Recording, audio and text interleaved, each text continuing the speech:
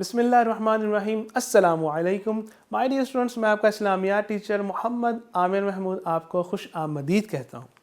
آج ہم آفاق کے پلیٹ فارم سے آفاق سن سیریز کی اسلامیات گریڈ 3 کا سبق نمبر 11 پڑھیں گے۔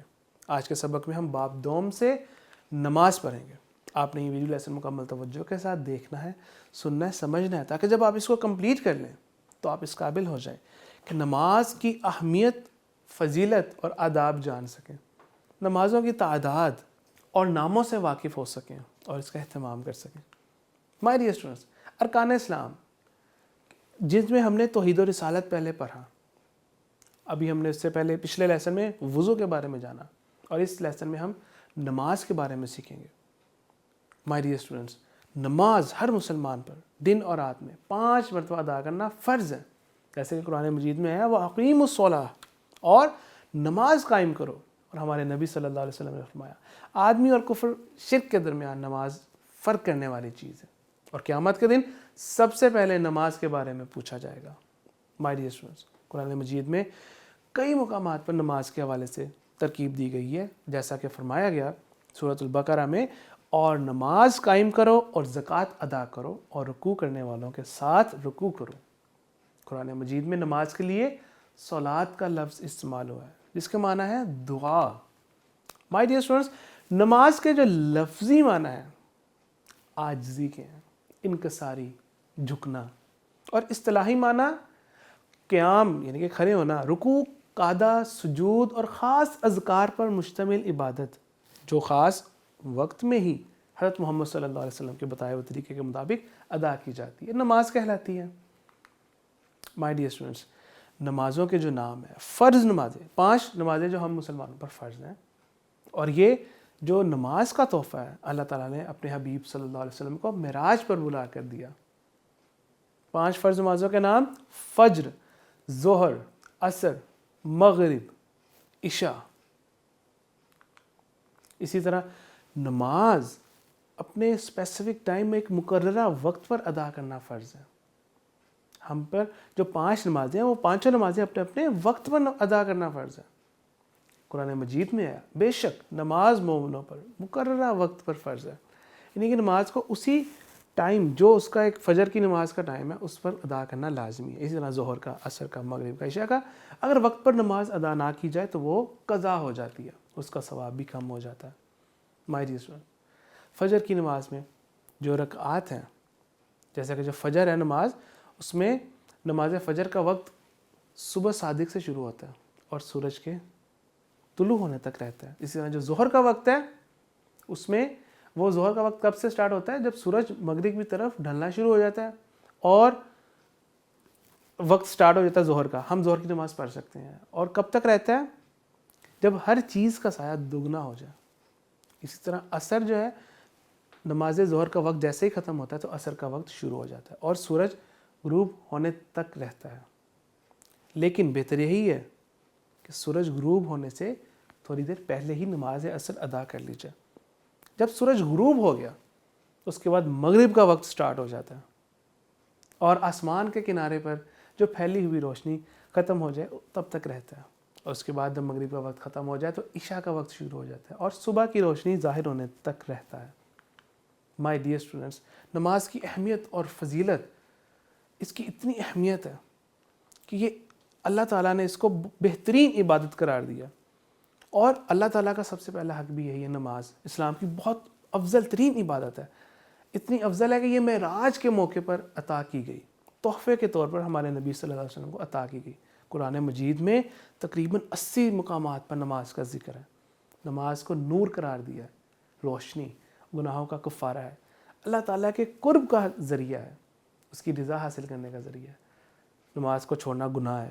اسی طرح نماز کی فضیلت یہ ہے کہ وہ کفر شرک کے درمیان، یہ ہم مسلمان ہیں اور ہمارے جو شعائر ہیں اسلام کے، ان میں اور کافروں میں نماز ایک فرق قائم کرتی ہے۔ اسی طرح نماز ہر عاقل بالغ مسلمان پر فرض ہے، اس کا چھوڑنا بہت بڑا گناہ ہے۔ یہ اسلام کا دوسرا بڑا رکن ہے، اور یہی عمارت اسلام کی بنیاد ہے، گویا اسی پر دین کا دار و مدار ہے، اس کی یہ اتنی اہمیت ہے۔ اب جس کام کی اتنی اہمیت ہو تو اس کو اگر ہم ترک کر دیں تو ظاہر ہے وہ بہت غلط بات ہے۔ اسی طرح قرآن مجید میں فرمایا گیا اور نماز قائم کرو اور مشرکوں میں سے نہ ہو جانا، یعنی کہ جان بوجھ کر نماز ترک کرنا گناہ ہے۔ ہمارے نبی صلی اللہ علیہ وسلم نے فرمایا بندے اور کفر کے درمیان فرق کرنے والی چیز نماز ہے۔ اسی طرح بعد جماعت نماز ادا کرنے کی بھی بہت اہمیت ہے، یعنی کہ ایک بالغ عاقل مسلمان کے لیے یہ ضروری ہے کہ وہ ہر نماز مسجد میں جا کر جماعت کے ساتھ ادا کرے، کہ ہمارے نبی صلی اللہ علیہ وسلم نے فرمایا جس نے عشاء کی نماز با جماعت ادا کی تو گویا اس نے آدھی رات تک قیام کیا یعنی عبادت کی، اور جس نے صبح کی نماز بھی یعنی فجر کی نماز بھی جماعت کے ساتھ پڑھی تو گویا اس نے ساری رات نماز پڑھی۔ اور مائی ڈیئر اسٹوڈنٹس، کیا آپ کو پتہ ہے کہ جب ہم گھر میں نماز پڑھتے ہیں تو ہمیں ایک نماز کا ثواب ملتا ہے، جب ہم وہی ایک نماز یعنی فار ایگزامپل فجر کی نماز ہے تو آپ مسجد جا کے جماعت کے ساتھ جب پڑھیں گے تو وہ ایک نماز ہوگی لیکن اس کا ثواب 27 گنا زیادہ ملے گا آپ کو۔ سبحان اللہ۔ مائی ڈیئر اسٹوڈنٹس، نماز کے کچھ فرائض بھی ہیں، یعنی کہ نماز کے لیے کیا چیزیں ضروری ہیں کہ آپ باوضو ہوں، آپ نے وضو کیا ہو، آپ کا بدن کہ آپ کی باڈی جسم، آپ کا لباس جو آپ نے کپڑے پہنے ہیں، جس جگہ نماز پڑھ رہے ہیں وہ پاک صاف ہو، آپ کا سطر چھپا ہو۔ سطر کسے کہتے ہیں کہ بدن کا وہ حصہ جس کا چھپانا شریعت اسلام میں لازمی ہے۔ مرد کے لیے سطر یہ کہ ناف سے لے کر گھٹنے تک، اور عورت کے لیے چہرہ، ہاتھ، پاؤں کے علاوہ باقی سارا بدن چھپانا ضروری ہے۔ قبلہ رو ہو کر نماز ادا کرنا یہ بھی فرض ہے۔ نماز آرام سے سکون سے ادا کرنا آداب نماز میں شامل ہے۔ وقت پر نماز ادا کرنا یہ بھی لازمی ہے۔ مائی ڈیئر اسٹوڈنٹ، نماز کے درست ہونے کے لیے چند چیزیں ضروری ہیں، ان میں سے اگر ایک بھی رہ گئی تو نماز ادا نہیں ہوگی۔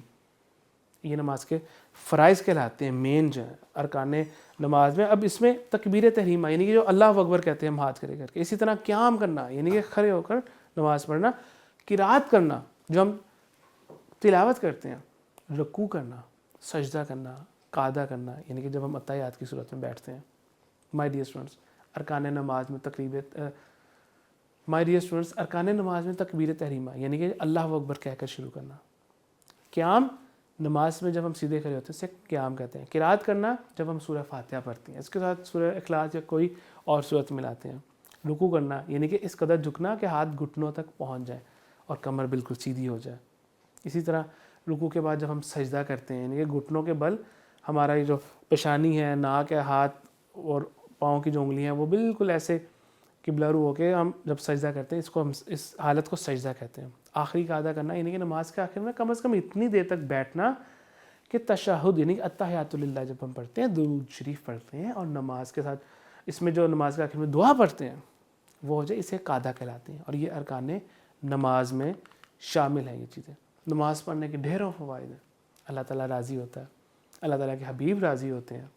نماز انسان کو بے حیائی اور برے کاموں سے بچاتی ہے، انسان کو سکون ملتا ہے، تسکین ملتی ہے۔ وقت پر نماز ادا کرنے سے وقت کی پابندی کا احساس ہوتا ہے، قیامت کے دن نجات کا باعث ہے۔ اسی طرح جب ہم جماعت کے ساتھ نماز پڑھتے ہیں تو ایک معاشرتی تعلق قائم ہوتا ہے، مساوات، اخوت، بھائی چارے کے یہ جو جذبات ہیں پروان چڑھتے ہیں۔ نماز اتحاد ملی کا بہترین نمونہ ہے۔ آج کا سبق اہم نکات: نماز ہر عاقل بالغ مسلمان پر فرض ہے، اس کو چھوڑنا گناہ ہے، اور یہ معراج کے موقع پر ہمارے نبی صلی اللہ علیہ وسلم کو تحفتاً دی گئی۔ جماعت کے ساتھ نماز ادا کرنا 27 گنا زیادہ ثواب کا باعث ہے۔ اور اسی طرح جب ہم نماز پڑھیں تو ان میں جو ہم نے آج فرائض سیکھے ہیں، نماز کے جو ارکان ہیں ان کا خاص خیال رکھیں، جو چیزیں نماز کے لیے ضروری ہیں۔ نماز کو سکون سے، آرام سے، جلدی نہیں، تحمل کے ساتھ۔ اور جب ہم مسجد میں جا کر نماز پڑھیں کوشش کریں کہ مسجد میں بات نہ کریں، آپس میں نہ لڑیں، نہ کسی سے کوئی جھگڑا کریں۔ اکثر بچے ہوتے ہیں وہ مسجد میں شور کر رہے ہوتے ہیں، تو شور کرنا بری بات ہے۔ اگر آپ مسجد میں جا کر نماز پڑھ رہے ہیں بہت اچھی بات ہے، لیکن کوشش کرنی ہے کہ آپ نے اپنے بڑے بہن بھائی جن کے ساتھ آپ گئے ہیں ان کے ساتھ کھڑے ہو کر نماز ادا کریں اور کسی قسم کا جھگڑا شور اس طرح نہ ہو۔ دین اسلام میں نماز ادا کرنے کا بہت زیادہ اجر و ثواب ہے، اور اس کے ڈھیروں فائدے جو آج ہم نے ابھی سیکھے ہیں ان کو آپ نے ذہن نشین رکھنا تاکہ آپ کو ان کی برکتیں نصیب ہوں۔ آج کے سبق کے حوالے سے آپ کے لیے